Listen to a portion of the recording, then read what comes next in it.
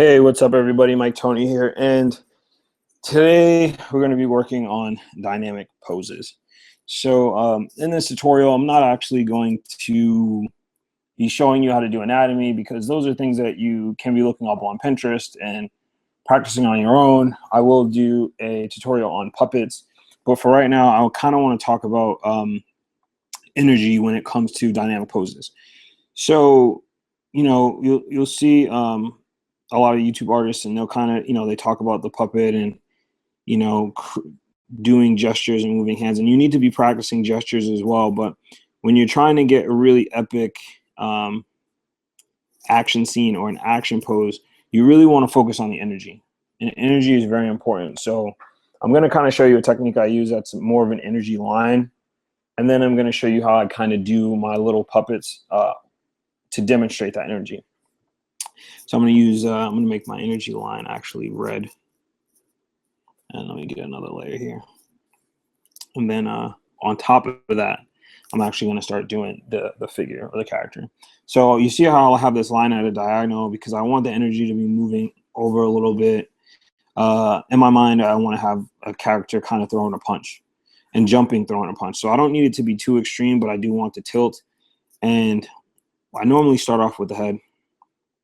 And then I kind of figure the next thing I work with is the collarbone. And as you see, I'm going really wild with the collarbone. I'm kind of trying to get this fluid motion because what I want is I want the feeling of extension. So I start that with the collarbone. You kind of get that feeling that he's being pulled a little bit. He's being a little stretched. And then I work in the torso and say, okay, he's going to be turning a little bit.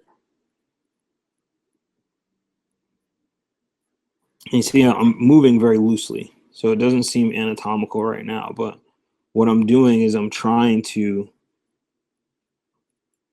oh, excuse me, he's charging up for a punch. What I'm doing is I'm trying to just get the feeling, right? Right? And a little bit of weight, a little bit of floatiness. So I don't like this because I feel like this is still a little bit stiff. So we're going to go back into this. And we're going to try to like bend them a little bit, make them a little bit more extreme. I'm going to have his leg and bent like this now. So I'm going all extreme angles, really. Because then what we're going to do is we're going to actually pull back. We're going to make this larger. And then we're going to pull back some of that extremeness and actually make the puppet a little bit more anatomically correct. So I'm going to do a couple poses here, and then by the end, I guess I'll like find the one I like the most, and then I'll kind of give you an example of what I mean by just the extremeness of these poses. So, and then actually we're going to do something that's a stronger line this way. I want the character to kind of fit on that. So I think I want a character doing kind of a capoeira type kick. Normally, I would definitely use a reference, but right now I'm just going to try to go from memory. And I'm just kind of reminded of the dude from Ong Bak during the capoeira fight scene. And I want to kind of have his hand touching the ground. As you can see, I'm still extending that arm to an extreme. Putting the hand down here. And I want him to almost be doing a crescent kick. So right now, this line I'm making out here is like kind of like a snail line for where I want his foot to be coming from, and it's kind of that's where the power from his kick is coming from. So we're gonna just go back into this, and then we're gonna have his foot down here. So you can see like I'm just making these very loose strokes because I want the energy, and you get a better chance at really portraying that energy if you go loose. Now I'm doing this digitally, but this principle is exactly the same traditionally. Except traditionally you'd be moving a little lighter. So you have to get better pen control if you're working traditionally, because you want to be able to have a light pen and be able to lay down light lines if you want to have your character moving kind of a specific way. So I'm kind of making this character turned a little bit. See, but you see how I'm moving loosely, I'm moving lightly, and then if I press down darker, you know, I get the darkness there. But I actually like that kick pose a lot, and I might end up going with that. But I'm going to do one more example so you can get something that's a little bit more loose, and I think I'm going to change the directional line a little bit. And then this might be a little bit confusing because right now you see kind of this line, and that's the direction we have the character going. What I'm going to do is I want to make the character kind of torque a little bit. Not torque, but torque. And I want this motion. And it's like, okay, how am I going to get that motion now? So I'm going to build the character's head. I'm going to build the character's shoulders, kind of how I showed you before. But then I know part of the character's body is going to be turned facing me, and the other part is going to be turned facing away.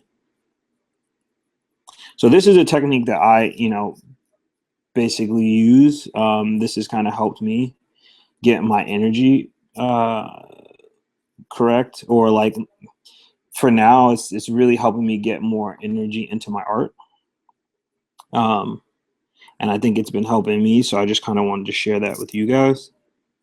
But there's so many different techniques. You go on YouTube and you look them up. I think Psychra has something too about like dynamic poses, and his is definitely a little bit more formal, and it shows the puppet a little bit more. Whereas me, I'm trying to move a lot quicker, and I'm trying to kind of really get that energy across mainly, and not more of this anatomical correct sense of it. And we're just going to kind of work on that afterwards. So I kind of like this. And the reason why I do these on 2 different layers is because I really like to show afterwards to really test and see if I got the energy correct. So then I'll jump down to the bottom layer and I'll get rid of those lines, and I'll say, is it working? Is it successful now? Am I getting the actual torque that I wanted here? And I feel it a little bit, but I could definitely go more extreme here on this one. But I feel like this kick one is actually doing really well, and I like it a lot. And I feel like it's going to be a little challenging, so I want to try it here with you guys. So I'm going to actually get rid of these red lines. I'm going to duplicate this layer. And let's duplicate. Get rid of the bottom layer. Always make sure you save your originals, so that way you can go back to it. God forbid you screw up and your Control-Alt-Delete doesn't go all the way back. For people who are doing this traditionally, unfortunately, you just got to get it right. All right. Now we're going to blow this up. Traditionally, if you do this, what you want to do is you start working with these little thumbnails. And then you actually take the thumbnails and you actually take the thumbnails and you recopy them on a larger scale. So you just go to a different page and you try to recreate that same energy, recreate that same pose, and it will work very similarly. So don't fret, don't feel like because you don't have a program like this that it's going to be a lot harder for you to do it, because a lot of these techniques, they actually still come from traditional styles and traditional techniques. It's just now it's just made it a little bit easier to work with. All right. So I'm just going to kind of start with the torso here. Let's see what we got.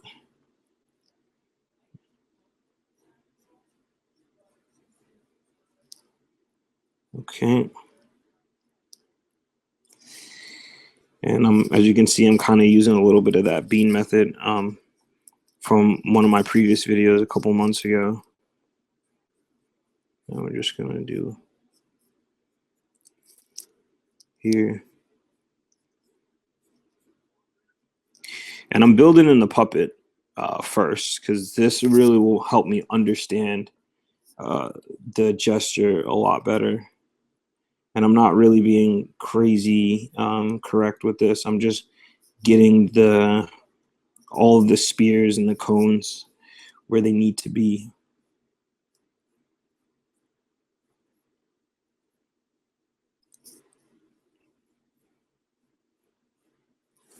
There we go.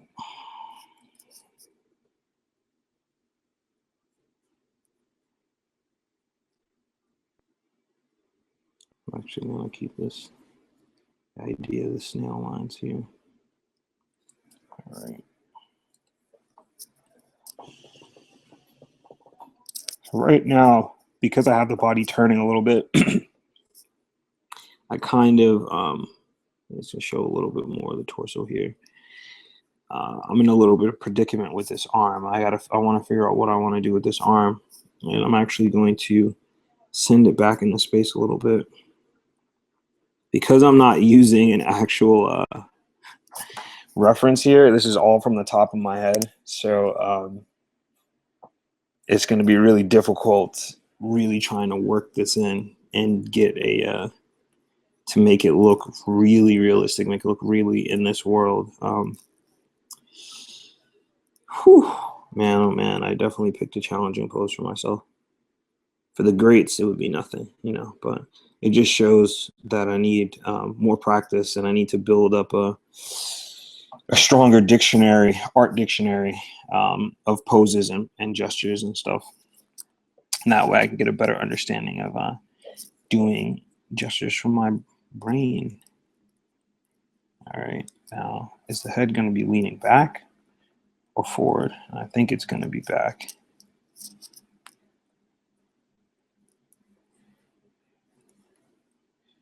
I'm actually going to turn the chin up this way. Man, oh man, what have I gotten myself into? All right, and you're not going to see that much of the back anymore because he's turning.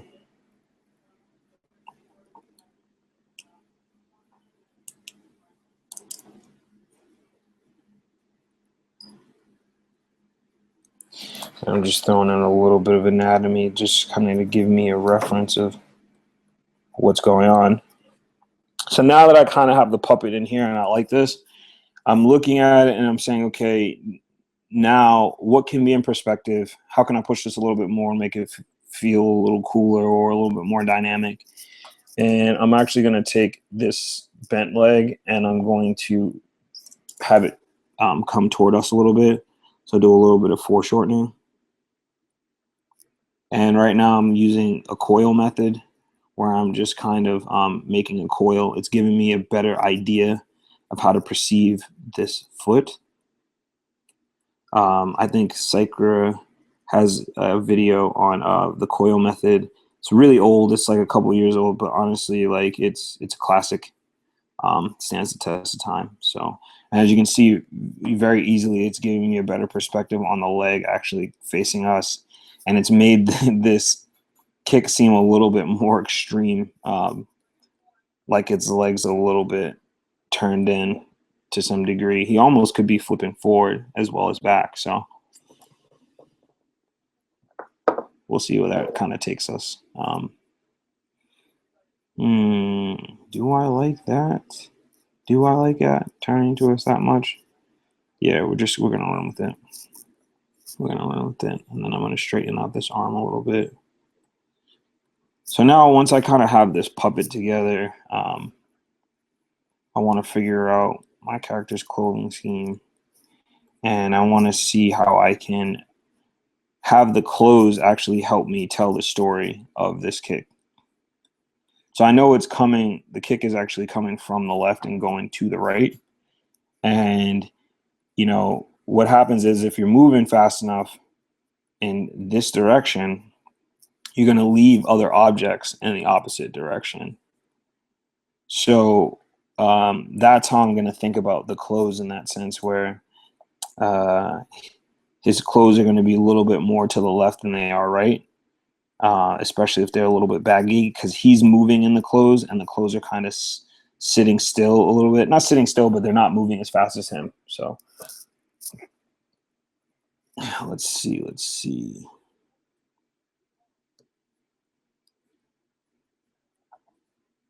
And his clothes are pretty tight. That's why I'm putting a clothing layer really close to his skin and stuff like that.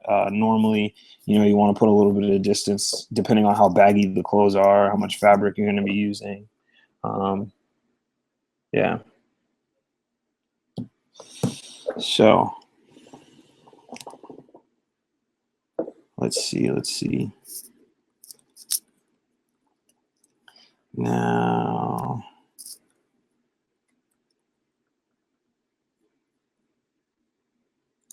all right, and because his leg's bent, we're going to do some folds here. And what we want to do, like I talked about in my clothing video, you see how my lines aren't straight? They're curved. You want to make sure when you're in perspective and stuff like that, that you're curving your folds and stuff to give the illusion that the object is a 3D object. And it makes the world of difference. It really does.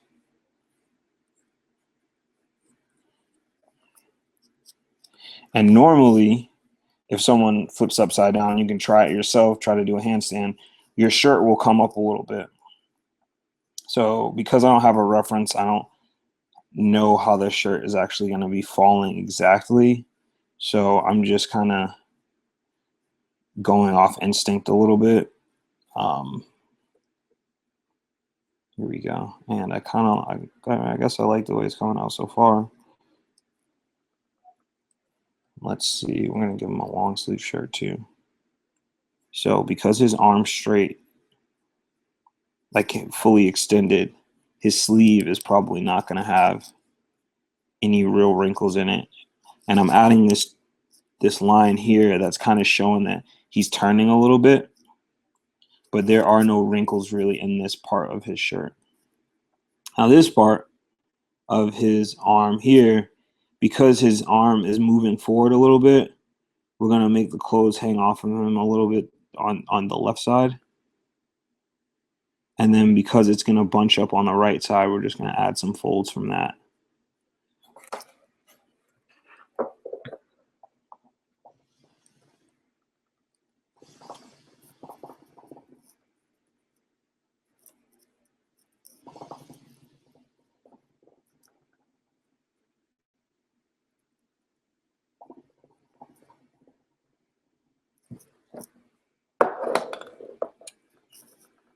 So, it's looking all right. It's looking all right.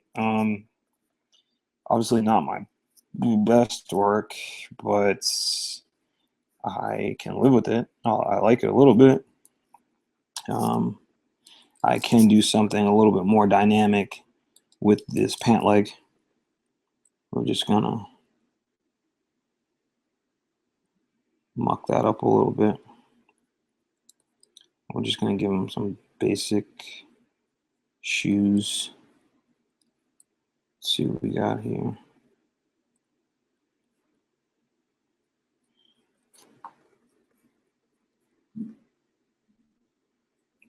Let's see. Actually just gonna color the soles in here.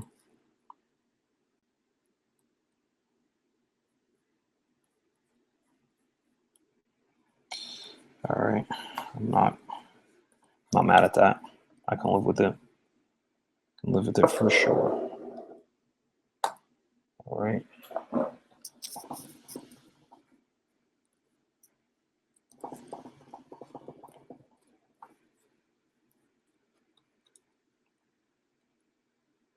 Boom. This isn't too bad.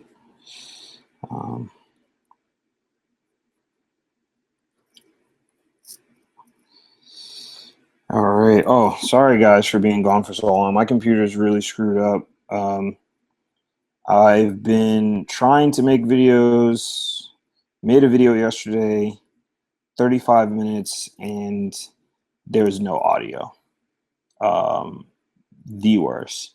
Felt absolutely terrible because I was going to spend the day editing it today, and I couldn't even use it. So I decided to do a different video on this kind of dynamic posing, and I hope this is just as useful. I think my next video will be kind of a tutorial on foreshortening and not just the perspective to work in, but your way of thinking, your perspective on foreshortening. I feel like foreshortening is kind of like an optical illusion, or it is an optical illusion actually. But my way of thinking about how sometimes you can trick yourself, because you look at a specific line and you can only see that drawing, you can only see that line. You can't really get out of your way of thinking and allowing yourself to see this object as a three-dimensional object. And a lot of the times it just takes mileage, just time drawing for you to discover it. But in my time kind of really drawing every day and just going hard at this shit is just, you know, finding certain systematic things that allow me to break that idea, break that perspective. I'm actually going to work a little bit on this dude's face too. And his face is going to be in 3/4 view. And because he's facing, he's basically upside down, we're going to get the bottom of his nose a little bit. Definitely his mouth. The inside of his mouth, you basically see the top of it. All right.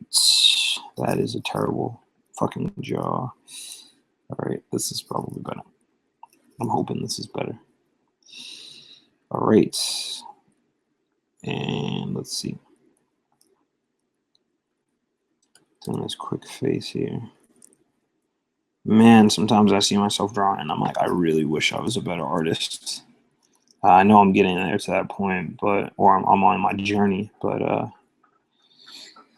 I know we all as artists kind of have this inner dialogue of just like, I want to be good, like fast. And you don't realize if you're drawing every day and you're practicing all the time, like you're getting better. It just takes the time and the mileage to do so. So we're all on our journey right now, trying to figure that out.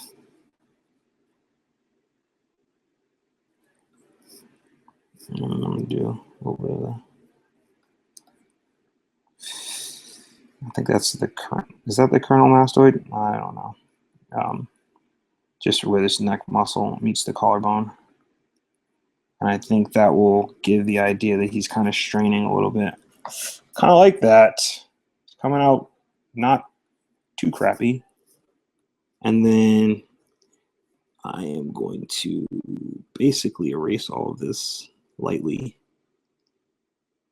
And, you know, to make it a little bit more dynamic, I'm going to lift his fingers up a little bit on the other end of his hand. I'm going to add another fold here on this, or not a fold, but another crease, showing that he's almost kind of turning a little bit. Okay. It's gradually make me kind of love this art piece a little bit more.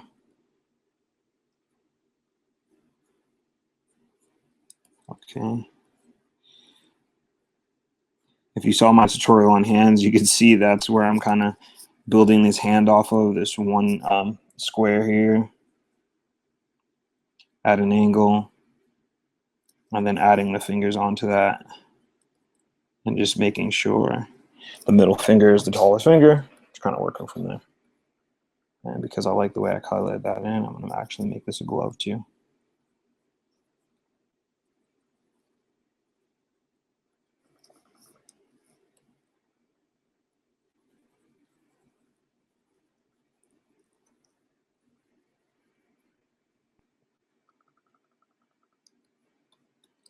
All right, so let's get a little cohesion going on right now. It is light, I will say. Make this a little bit darker.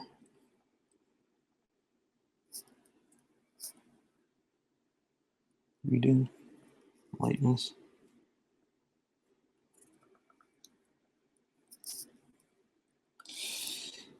All right, and right now I'm just going to do some line work. I'm probably I might speed this up. I might not, depending on how long this last segment takes me. Because I know you guys might not want to see all this work. You might just want to see the finished product or somewhat semi-finished product.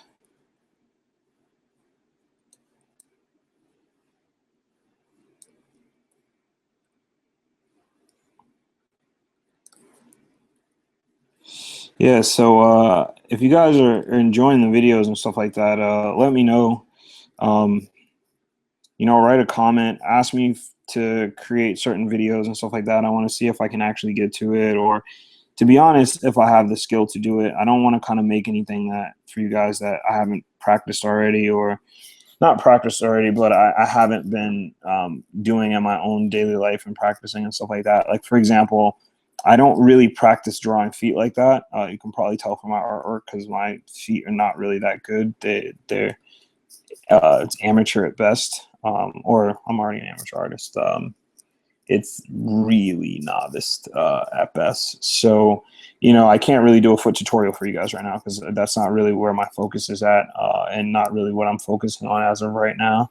I'm really trying to, in my own life, get better gestures, work on making better clothing designs, making my clothing move dynamically, really trying to fix the kind of the way clothes and the fabric sits in my artwork. I feel like I'm really lacking that. I feel like I'm lacking in a couple areas, but I really feel like I'm falling short in those areas, definitely. And I feel like it's really making my comic and my artwork seem a lot weaker, because I haven't practiced those things as much as I've practiced anatomy and structure and gestures and stuff like that. And yeah, so just send me a message and say, hey, Mike, you know, I really like this thing. Can you elaborate on it?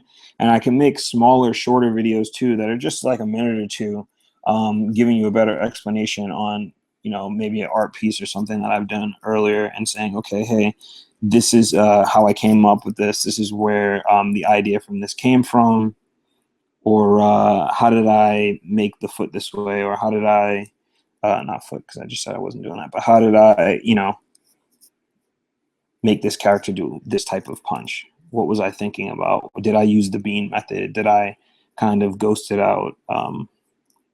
You know, anything like that. Like, I'm really open because I want to kind of make the videos that's helpful to you guys, you know, as well as kind of show you what's helped me so far as well. So feedback is definitely much appreciated.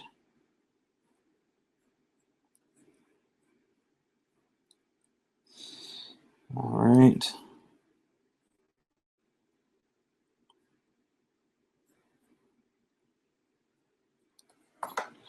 And also, I'm thinking about doing an Instagram contest that will basically, you know, I want to say just 3 people. And what the contest will, the winning of the contest will entail is my next video that I do that's basically an artist critique. I want to have 3 of my Instagram followers on that video, and that way they can ask me messages live and say, okay, draw this thing, and then I can try to draw it, and then they can say, well, how did you think of this, or, you know, why would you approach it this way opposed to that way? And it will also allow them to basically see me draw live. And I think when I get it, like, my cousin is a really amazing artist, Paul Logan, PJ. And the times that I've gotten an opportunity to kind of see him draw and to see him lay down some artwork, it really helps my way of thinking and drawing. And I get a chance to see kind of his techniques and the way he goes about it. And it, you know, I might not actually use that direct technique, but it really will influence the way I look at things and the way I kind of will approach gestures and poses and using references. Yeah. So I find that pretty helpful, but I want to try to do that as an Instagram contest. If you guys feel interested in that, let me know, and then I will put that together more definitively and figure out kind of how I want to approach that. I think the contest will be something simple, probably like reposting something and tagging it, and then me kind of just picking from there, and then having a person do their own custom piece, because I want to encourage you guys to draw and take the time out to say, you know what, I want to do this thing. I'm going to draw this thing, and even if it's just for a contest, you know, at least you've tried it and you've drawn something.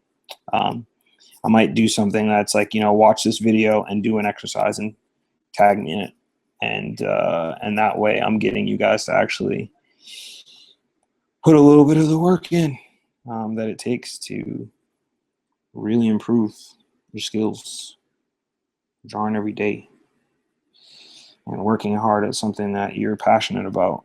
Sometimes I know people just need a kick in the ass to get it done, to get her done. So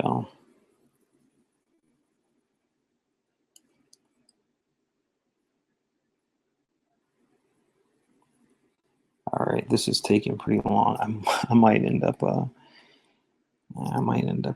speeding this up,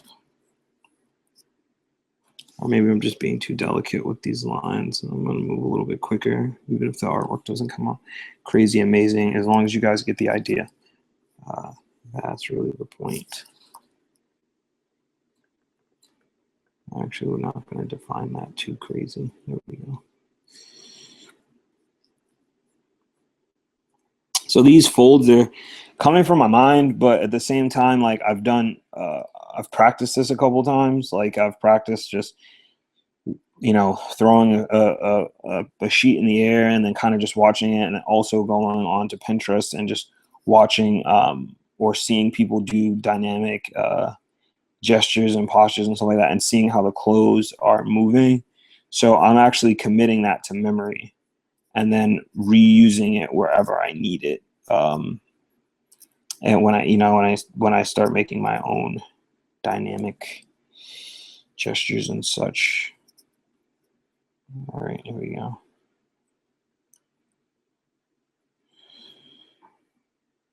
Do that.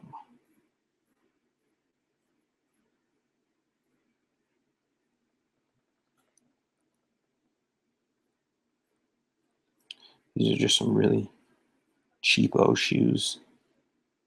These were, I don't know why I decided to do this detail. Just throwing it in there.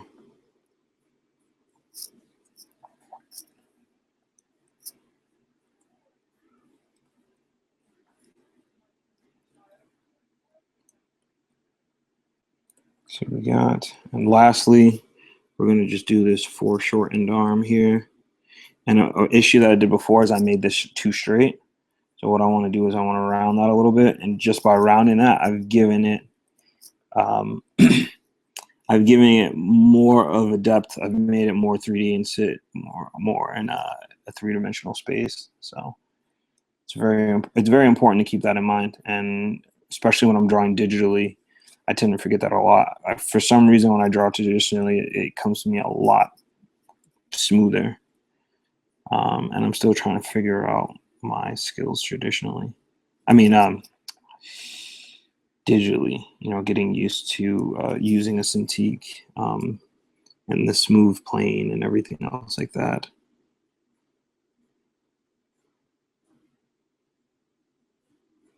When you're doing hands, remember the back of the fingers are flat, the bottom of the fingers are rounded. That's why you see me doing this kind of rounded line on the inside here. Just that little bit really plays well when you're doing hands. Really gives off, it really makes it look like a hand, to be honest. If everything else is harder for you when you're doing hands, if you remember that, it'll at least look somewhat like a hand.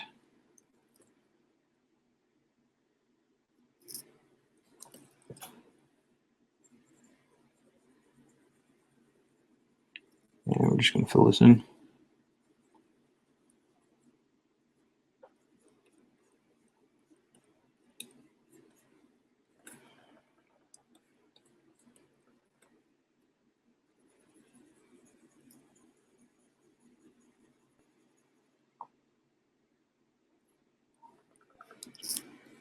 Well, all right, everybody, there you go. There's my tutorial on dynamic poses.